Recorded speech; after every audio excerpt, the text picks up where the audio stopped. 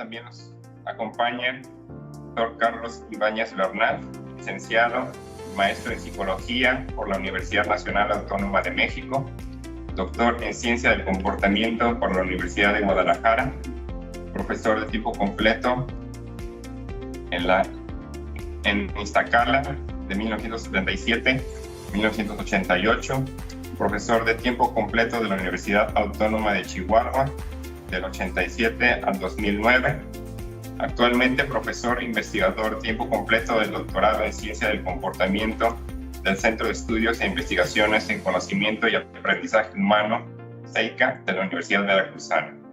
Autor de diversos artículos sobre las aportaciones de la psicología interconductual en el campo de la educación. Por ejemplo, modelos de interacciones didácticas, planeación curricular, enseñanza, conducta de estudio y evaluación de competencias. Autor de libros sobre metodología para la planeación de la educación superior desde la psicología interconductual, coautor de otro libro sobre una propuesta psicopedagógica para el aprendizaje de competencias básicas.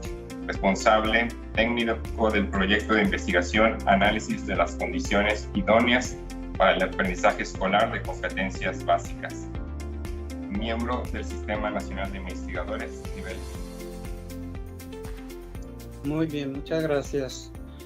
Bueno, lo primero que quiero decir es que agradezco mucho la invitación por parte de los organizadores en este simposio.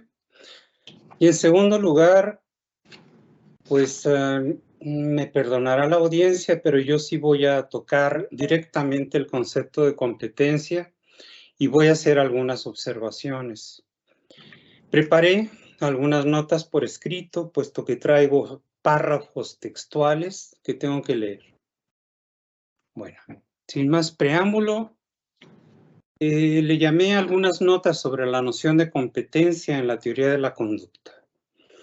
El término competencia comenzó a emplearse en la teoría de la conducta en 1981 como una noción ligada al análisis de la inteligencia, en donde esta última correspondía a una forma específica de competencia, atribuyéndole así un carácter más general.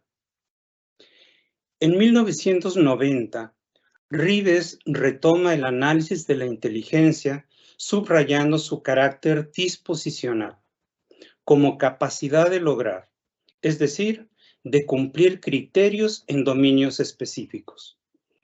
Para este análisis, Rives propone las tres categorías que corresponden a distintos niveles de especificidad del desempeño que permiten describir la capacidad como tendencia o disposición al logro, la habilidad o destreza, la competencia y la aptitud funcional.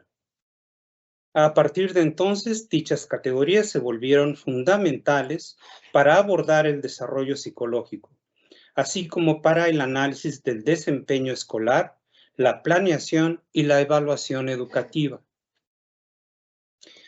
Puede decirse que las definiciones que se propusieron entonces para estas tres categorías no han cambiado sustancialmente, pero que, con el ánimo de precisarlas, sí han exhibido ciertos vaivenes que dificultan una conceptualización definitiva que posibilite su uso como término técnico. Claro, en caso de que esto fuera deseable y pertinente en la participación interdisciplinaria de la teoría de la conducta. Por ejemplo, en el campo educativo o de la salud. Tales vaivenes conceptuales se documentaron en el artículo La evolución del concepto de competencia en la teoría de la conducta, abarcando el periodo de 30 años comprendido entre 1981 y 2011. Las principales conclusiones a las que se llegaron fueron las siguientes. 1. A lo largo de los años revisados, la habilidad se ha mantenido como el componente fundamental de la competencia, con una definición bastante consistente.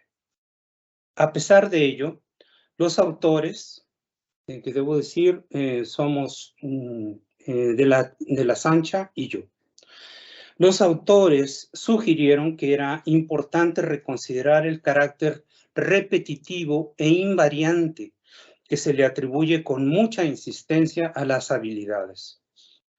Los autores concluían que el carácter repetitivo e invariante en la definición de las habilidades resultaba parcial e innecesario para su identificación. Otra conclusión consistió en subrayar que la habilidad es una condición necesaria, aunque no suficiente, para identificar o definir una competencia, pues se trata del componente morfológico, tangible, del desempeño que se realiza bajo el escrutinio de un observador. La competencia es algo más que las habilidades que la componen. Se mencionó que tanto el concepto de habilidad como de competencia parecían cobrar un sentido teórico útil, primordialmente bajo situaciones de evaluación o valoración del desempeño de las personas, especialmente cuando esa valoración se hace con propósitos institucionales, es decir, en la educación, la salud, el trabajo o la convivencia. Por lo general se desea que las personas sean competentes, que sean idóneos para hacer algo, demostrando su capacidad para alcanzar objetivos o ciertos fines predeterminados con un buen nivel de pericia.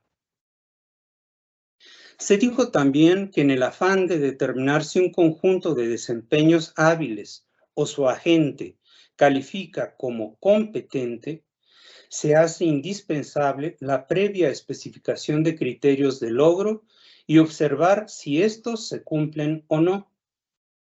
Esta exigencia indica que el cumplimiento del criterio de logro es la característica definitoria de ser o el hacer competente. Se hizo la observación de que los criterios de logro necesariamente se relacionan con prácticas convencionales en un dominio determinado. También se indicó que para que un conjunto de habilidades cumpla con un criterio de logro, es necesario que éste se haya estructurado como desempeño concreto y tangible ante una situación concreta y particular, en diferentes grados de complejidad, los cuales pueden identificarse o definirse en términos de los niveles de aptitud funcional propuestos en la teoría de la conducta, los cuales especifican distintos criterios de ajuste, a saber, diferencialidad, efectividad, precisión, congruencia y coherencia. Finalmente, y considerando, como se dijo, que el concepto de competencia cobra sentido bajo situaciones de observación para la valoración del desempeño individual, se propuso una lógica general para la especificación o identificación de competencias, considerando su característica definitoria del criterio de logro y las habilidades como componentes morfológico-funcionales pertinentes a la situación de observación. En el artículo se describieron 6 conjuntos de criterios correspondientes a igual número de situaciones generales de observación.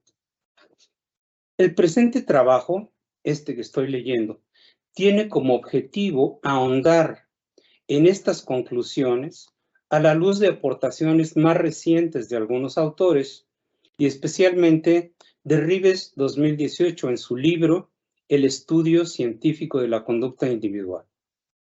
No obsta mencionar aquí que si existe alguna discrepancia entre cómo se entienden tradicionalmente los conceptos de habilidad y competencia en TC, teoría de la conducta, o TP, teoría de la psicología, y lo que en este trabajo se plantea, esta se debe a un intento genuino de reordenarlos de acuerdo con las prácticas de sentido común, evitando ante todo llegar a conclusiones contraintuitivas. Bueno, el primer tema que voy a abordar es la habilidad como componente fundamental de la competencia. Considérese la siguiente definición de habilidad dada por Rives en 1990. Cito: conjunto finito de respuestas con morfología determinada e invariante respecto a dicho conjunto que guarda una correspondencia funcional necesaria para producir cambios, resultados o logros efectivos en o en relación con objetos, eventos o circunstancias que tienen morfologías determinadas. Esta definición contiene algunos aspectos que vale la pena señalar puntualmente. Primero, se habla de un conjunto finito de respuestas con una determinada morfología, lo que establece que se trata de algo que puede observarse, que es tangible y ostensible. En segundo lugar, sin embargo, la observación de dicho conjunto de respuestas no es suficiente para identificar una habilidad. Es necesario también observar si tal conjunto guarda una correspondencia funcional con la morfología de los objetos, eventos o circunstancias de la situación en que ocurren. Hasta aquí es posible concluir tajantemente que la habilidad no es, en principio, una categoría disposicional, como otros autores han señalado, por ejemplo, de La Sancha y Pérez Almonacid, sino episódica. Decimos en principio, ya que evidentemente existen ciertos usos que en efecto otorgan a la habilidad un carácter disposicional, especialmente cuando van acompañados con verbos que refieren posesión de un atributo, como tener habilidad o ser hábil. Al ser la habilidad una categoría episódica en su origen, es posible registrarla y medirla técnicamente. Claro, si es que se cuenta con los dispositivos o aparatos apropiados para hacerlo.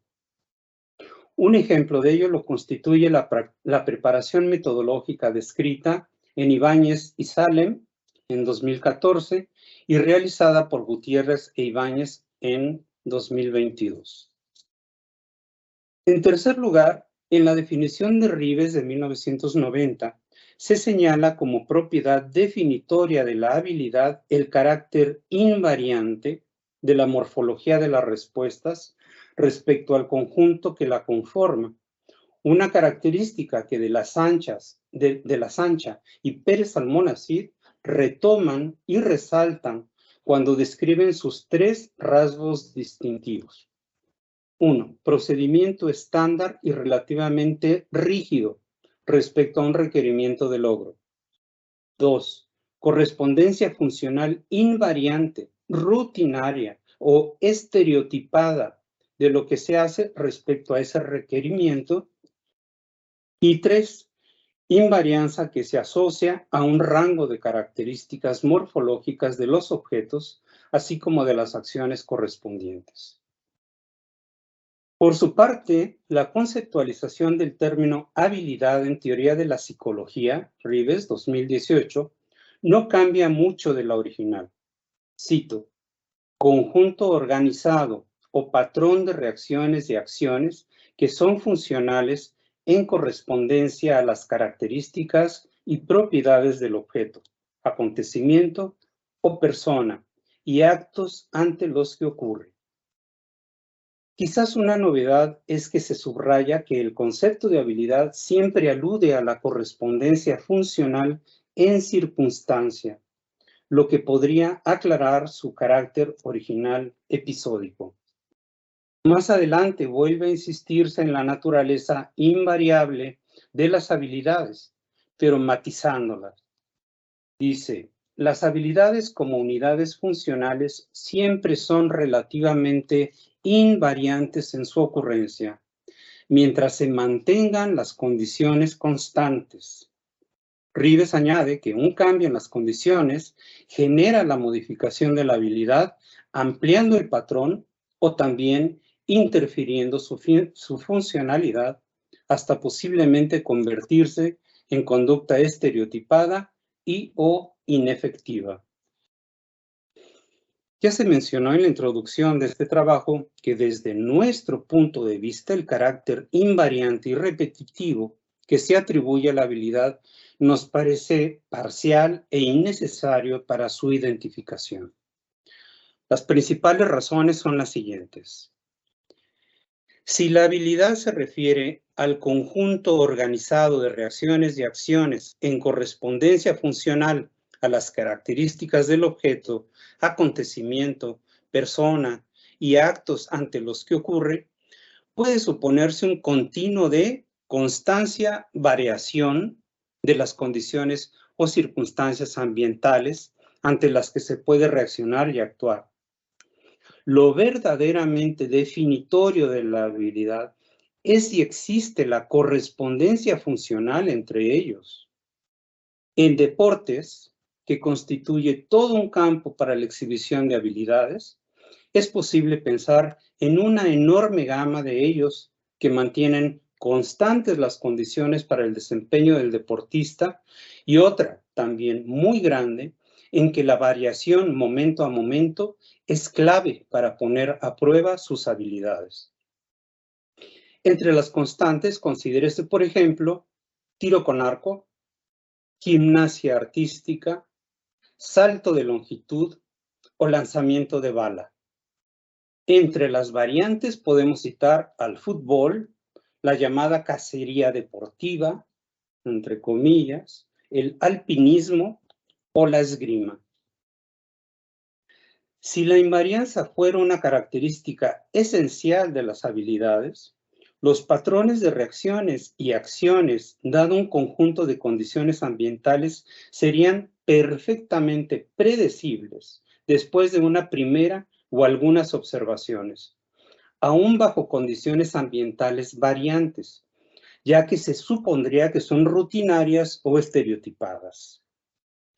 Quizás esto pueda ocurrir bajo ciertas condiciones ambientales invariantes, como en nado sincronizado, donde las nadadoras exhiben sus rutinas, así se llaman, rutinas técnicas o libres, pero es muy dudoso que pueda predecirse el desempeño de un basquetbolista profesional, donde la configuración de los jugadores en movimiento, la posición, velocidad y dirección de la pelota y la distancia y orientación a la canasta cambian momento a momento y donde resultaría bastante inapropiado calificar como invariante, rutinaria o estereotipada la correspondencia de sus reacciones y acciones respecto a dichas condiciones ambientales. La caracterización de las habilidades en términos de una relativa invarianza, rigidez, correspondencia rutinaria o estereotipada coincide más bien con los atributos que Ryle, en 1949, señala como los hábitos.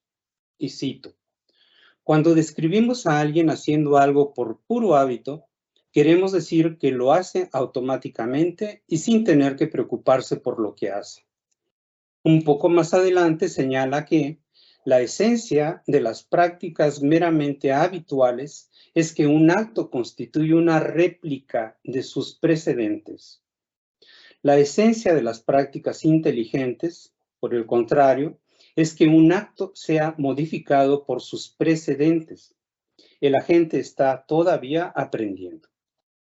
Además, para Ryle, existe una diferencia adicional en cuanto a su enseñanza. Las competencias y las habilidades se entrenan. Los hábitos se aprenden por mera rutina, es decir, por la imposición de repeticiones. En nuestra opinión, los hábitos son conjuntos de acciones que corresponden funcionalmente a condiciones ambientales constantes y que generalmente se aprenden como prácticas rutinarias, como vestirse en un determinado orden, lavarse las manos antes de comer o ir de compras al mismo supermercado todos los viernes. Las habilidades, en cambio, son conjuntos de acciones que corresponden funcionalmente a condiciones ambientales constantes o variantes, que requieren de entrenamiento en una determinada técnica para ajustarse a ellas y así producir cambios, resultados o logros efectivos, como tocar un instrumento musical, dibujar retratos a lápiz jugar al tenis o elaborar piezas de cerámica. Siguiente tema es: la habilidad no es suficiente para definir o identificar una competencia. Ya hemos dicho que la habilidad, al ser el componente morfológico y funcional ostensible de la competencia, resulta ser condición necesaria para su identificación. Sin embargo, la competencia es algo más que la habilidad. Dice Rives que el concepto de competencia, a diferencia del de habilidad, se aplica, cito, siempre en referencia a dominios, no a situaciones. Además, el concepto de competencia, dice Rives, 2018, se ubica en la lógica de los conceptos de capacidad, asumiendo una historia de capacidad ya demostrada. De manera concreta, Rives concibe a la competencia como, y lo cito textual, conjunto organizado de habilidades pertinentes y opcionales para cumplir con un criterio de aptitud funcional determinado en un dominio o subdominio. Es la interrelación funcional de habilidades y criterios de aptitud como actividades diversas pertinentes en un dominio específico. Se manifiestan de manera variada y cumplen con criterios de logro o efectividad propias de un dominio. Como puede observarse, en esta obra no se presentan muchos cambios respecto a las concepciones anteriores de la competencia, aunque quizás sí nuevos énfasis. ¿Qué distingue a una competencia de una habilidad? Resumiendo la propuesta de Rives, primero tenemos que la competencia está compuesta por un conjunto de habilidades organizadas o interrelacionadas. Segundo, estos conjuntos de habilidades cumplen criterios de aptitud funcional. Tercero, lo hacen en dominios específicos. Cuarto, se manifiestan de manera variada. Y quinto, cumplen criterios de logro de un determinado dominio. Aunque desde un punto de vista puramente teórico, estas características de la competencia sean entendibles, quizás a la hora de ponerlas en práctica, ya sea para analizar la competencia en situaciones controladas de laboratorio o diseñar programas educativos, surjan ciertas dudas y dificultades. Por ejemplo, ¿qué implica decir que la competencia es un conjunto de habilidades? ¿Cuántos elementos deben constituir ese conjunto? ¿Puede admitirse en este concepto de competencia el conjunto unitario? Es decir, con una sola habilidad. Y si la respuesta fuera sí, ¿qué pasa con la cuarta característica de su variabilidad? Y si la respuesta fuera no, entonces sería necesario definir mínimamente cuántos elementos del conjunto se requieren para componer una competencia y además para concebirla como variable y así poder identificarla como tal.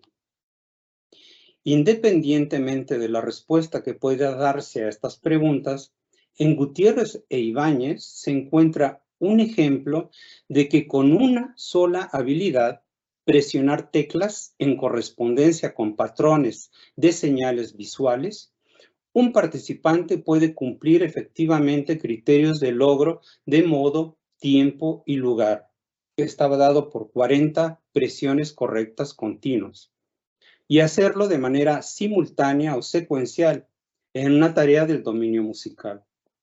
Nosotros nunca dudaríamos en calificar ese desempeño como competente y por lo tanto también hábil. Con respecto a las otras tres características de la competencia mencionadas, se puede hacer la observación siguiente. Dado que los criterios de logro son impuestos sobre el desempeño de los individuos por miembros expertos pertenecientes a un determinado dominio como requisito a cumplir para ser valorado como competente, su cumplimiento necesariamente implica también un ajuste en alguno de los 5 niveles de aptitud que se proponen en la teoría de la psicología, lo que determinaría o adjetivaría el tipo de competencia observada. Por lo anterior, puede concluirse que el aspecto indispensable para identificar una competencia es el cumplimiento del criterio de logro, que implica lógicamente un dominio específico y el cumplimiento de un criterio funcional de ajuste aptitudinal.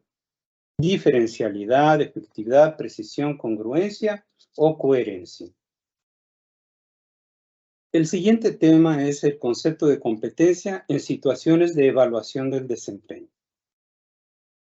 La palabra competencia, por lo general, se utiliza en situaciones en las que se comparan ciertas características del desempeño de un individuo respecto al de otros y o con relación a un criterio de idoneidad de un dominio particular.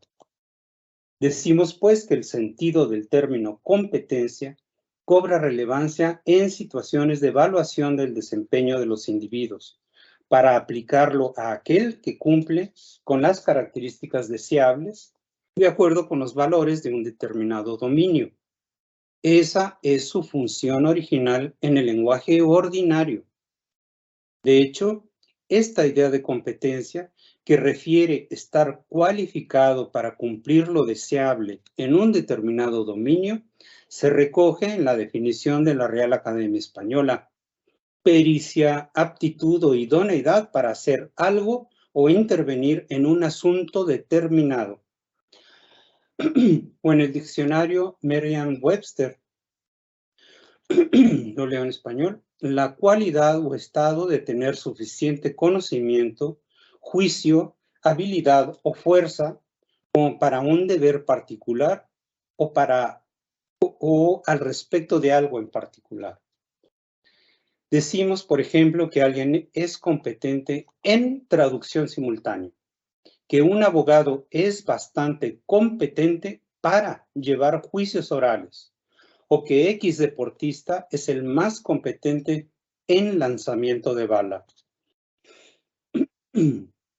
Ahora bien, Rives dice que este término, junto con el de aptitud, se introdujeron para concretar los contactos funcionales como ajustes en situación de aprendizaje y solución de problemas.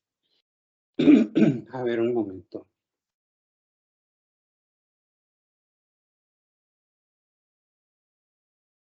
Es decir, se retoma el uso de estos términos en su sentido ordinario, pero conectándola con la lógica de las categorías funcionales de TC y TP. De hecho, Rives califica el uso de estos términos como conceptos de interfase, aunque debiera decirse conceptos de interfaz, pertinentes al aprendizaje y al comportarse de manera inteligente en la educación. Desde una perspectiva psicológica, educar consiste en moldear el comportamiento de los individuos pertenecientes a una determinada comunidad para que sus prácticas se ajusten a aquellas que son valoradas por conveniencia y convivencia. Al institucionalizarse estos procesos, se definen de modo general las rutas que deben tomarse, así como los objetivos a lograr, los que se intenta hacer corresponder con el desarrollo biopsicosocial del ser humano. Pues bien, lo que queremos subrayar aquí es que lo que se denomina currículum educativo es algo que se impone desde fuera por el Estado y que en principio debe ser observado por todos los ciudadanos de la mejor manera posible. Aquellos individuos que mejor lo cumplen se consideran más competentes y más aptos para desempeñarse en y a favor de la sociedad. El juicio de idoneidad del desempeño, la competencia, lo emiten por lo general expertos que ya pertenecen a la comunidad epistémica de un cierto dominio, quienes se supone que están capacitados para dictaminarlo y valorarlo con base en ciertos criterios preestablecidos, esto es, ajenos al desempeño observado durante la evaluación. El criterio de logro no es inherente a ningún desempeño. En todo caso, es el fundamento externo para juzgar la idoneidad de las habilidades que lo constituyen. En este sentido, competente como adjetivo es aquel desempeño donde una o varias habilidades observadas cumplen criterios de logro de la manera más idónea a juicio de expertos en un dominio o subdominio particular en situaciones concretas. Desde nuestro punto de vista, el carácter variable del desempeño no es condición necesaria para el logro, por lo que no debiera postularse como característica definitoria de ser competente. Si se acepta lo anterior, competencia como sustantivo sería la cualidad de ser competente, es decir, de desempeñarse hábilmente, cumpliendo criterios de logro de la manera más idónea en situaciones concretas de un dominio o subdominio particular. Nos parece que estas definiciones son perfectamente comprensibles en su uso ordinario en la educación, el deporte, la salud o las organizaciones sociales y que también permiten su comprensión con mayor precisión como término cuasi técnico bajo el sistema categorial de TC o TP. Y el último tema que quiero abordar son las implicaciones que el concepto de comportamiento, sobre el concepto de comportamiento inteligente. Para terminar esta sección, dedicaremos una reflexión en torno al concepto de inteligencia o desempeño inteligente, en el contexto de la noción de competencia, como aquí se ha tratado. Al inicio de este trabajo se mencionó que Rives, en el 81, comenzó a emplear el concepto de competencia ligado al análisis de la inteligencia, siendo esta una forma específica de competencia que se estructura como solución de problemas. Pues bien, sin descartar los problemas que ya advertía Charles Spearman desde 1927 al respecto de la palabra inteligencia en su intento por aproximarse científicamente al conocimiento y medición de las capacidades humanas, de alguna manera es posible caracterizarla bajo esta perspectiva funcional, como acertadamente lo ha hecho Rives.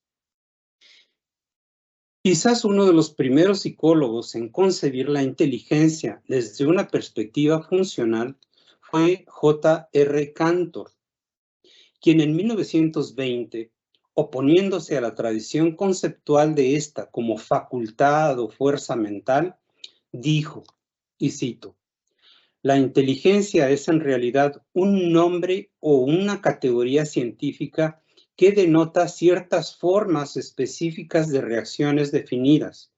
Así, un acto inteligente o una conducta inteligente es una respuesta de ajuste comparativamente más efectiva que otras del mismo tipo».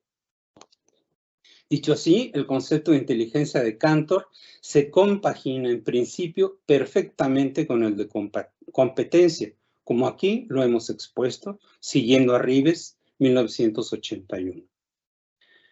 Todavía más interesante es la propuesta que hace Cantor algunos años más tarde, en 1924, en la que lista 10 características que servirían para identificar funcionalmente a la conducta que se denomina inteligencia para diferenciarla de otros tipos de acción. La conducta inteligente van las 10.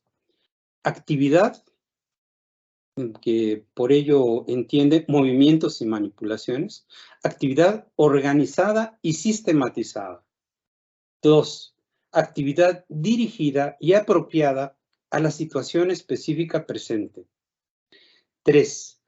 Lo anterior implica que es conducta que involucra la previsión de las características de las situaciones de estímulo y de la capacidad conductual del individuo. 4. Acción rápida y ágil ante aquellas situaciones que así lo demandan para lograr el resultado deseado. 5. Actividad variable que implica esencialmente la reinterpretación de las situaciones de estímulo como signos diferentes de aspectos que auxilian a realizar una conducta particular. 6. Conducta acotada, donde la actividad se restringe a determinados límites, adecuándose a una situación particular. 7. Conducta cuidadosa, que contribuye a la precisión y certeza de las acciones y su pertinencia a las situaciones de estímulo particulares. 8. Conducta que se distingue por su estabilidad y aplomo, por ser independiente de la situación, lo cual permite un ajuste ordenado y sistemático. 9. Conducta cuyas formas más efectivas requieren del individuo un considerable estado de alerta. 10. Y por último, conducta que requiere de la habilidad de la persona para hacer uso de repertorios previamente adquiridos y así poder llevar a cabo la reconstrucción adecuada de las situaciones de estímulo. Y esto es muy interesante. Para Cantor también es importante considerar algunas características que tipifican las situaciones en que opera la conducta inteligente. Por ejemplo, su carácter repentino, complicado, crítico o decisivo, extraño, novedoso, cambiante y retador. Si se considera la detallada propuesta de Cantor para identificar la conducta inteligente a la luz de los conceptos como aquí se han revisado, es claro que se trata de un tipo particular de competencia que ocurre ante situaciones especiales, entre comillas, por así llamarles, por lo que no todo comportamiento competente sería inteligente. De tener algún interés por estudiar la conducta inteligente en sí, sería importante enfocarse en las condiciones que fomentan el desarrollo de habilidades con características como la variabilidad, agilidad y sistematicidad ante situaciones novedosas, repentinas y complicadas, lo que sin duda aportaría una guía esclarecedora al campo interdisciplinario conocido como solución de problemas de gran importancia para la educación. Es todo. Muchas gracias.